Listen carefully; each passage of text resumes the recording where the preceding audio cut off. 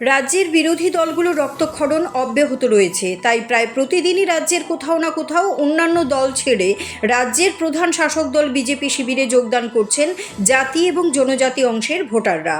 ADC নির্বাচনের আগে এই দলবদল স্বাভাবিকভাবেই গুরুত্বপূর্ণ ভূমিকা রাখবে শাসক দলের জন্য।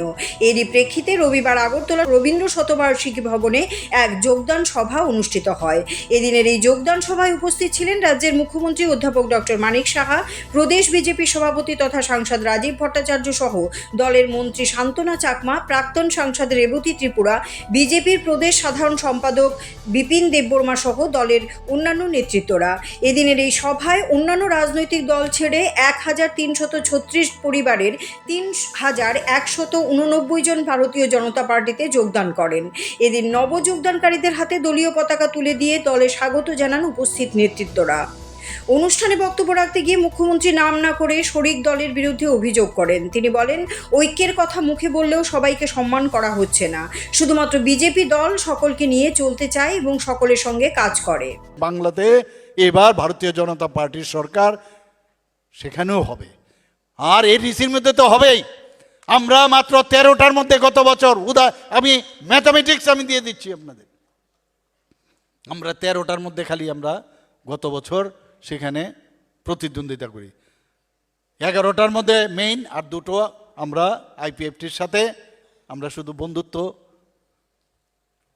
পূর্ণভাবে আমরা সেখানে প্রতিদ্বন্দ্বী করি। আমরা এই যে 13টার মধ্যে আমরা কটা পেলাম? 9টা। এখন আমাদের টোটাল 10টা, আবার 9টা হয়েছে, একজন আবার চলে গেছে, কারণ প্রলোভন দেয়।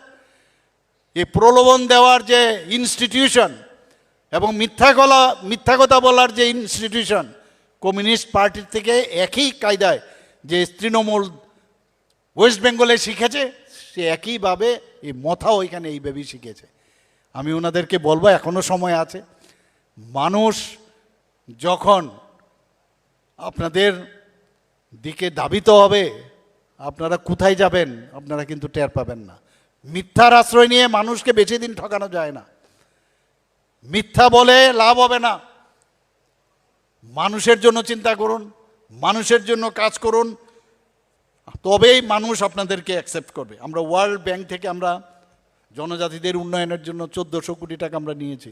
ট্রেসপের মাধ্যমে, এখানে মাননীয় মন্ত্রী আছেন, ট্রেসপের মাধ্যমে শুধু জনজাতি উন্নয়নের জন্য আমরা কাজ করছি।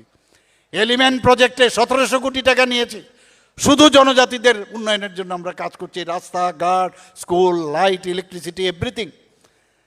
আজকে আপনারা ভাবুন, 23 বছর ধরে যারা রিয়াং শরণার্থীরা, আমাদের সরকার 18-র আগে ওদের দুর্বিষহ জীবনযাপন যাত্রা করত। মনে আছে তো আপনাদের সবার? এখানে আছেন, লিডার আছেন এখানে। আমাদের সরকার আসার পর আজকে আমরা এখানে 800 কোটি টাকার প্যাকেজ দিয়ে ওনাদের থাকার ব্যবস্থা, ওনাদের রাস্তাঘাট, শিক্ষা, সব ব্যবস্থা আমরা করেছি।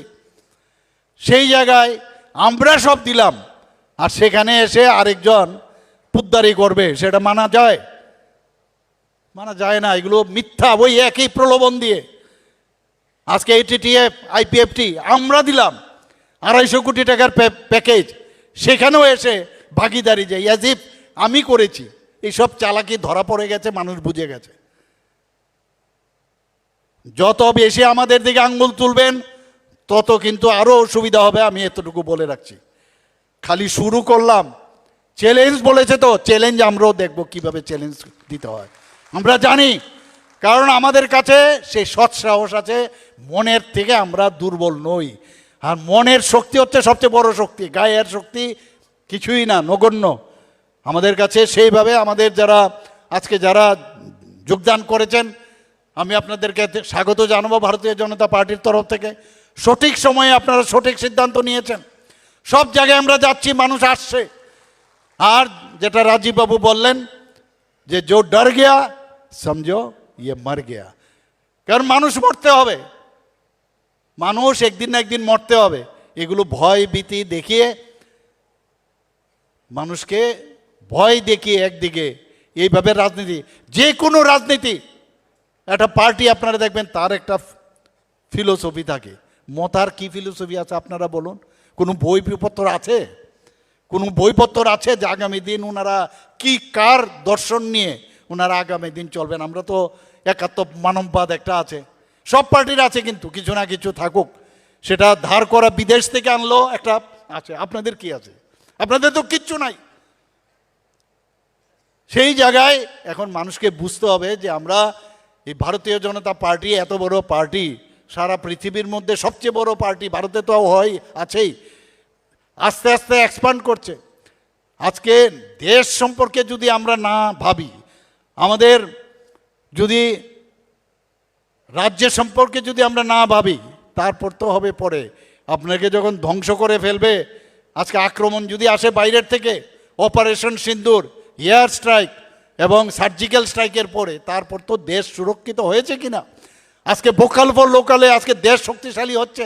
এ বিষয়ে প্রদেশ বিজেপি সভাপতি রাজীব ভট্টাচার্য বলেন, বিজেপি মানুষের কল্যাণে কাজ করছে, সমাজের সকল অংশের মানুষের জন্য কাজ করছে, তাই অন্যান্য দল ছেড়ে বিজেপিতে সামিল হচ্ছেন দলে দলে মানুষ।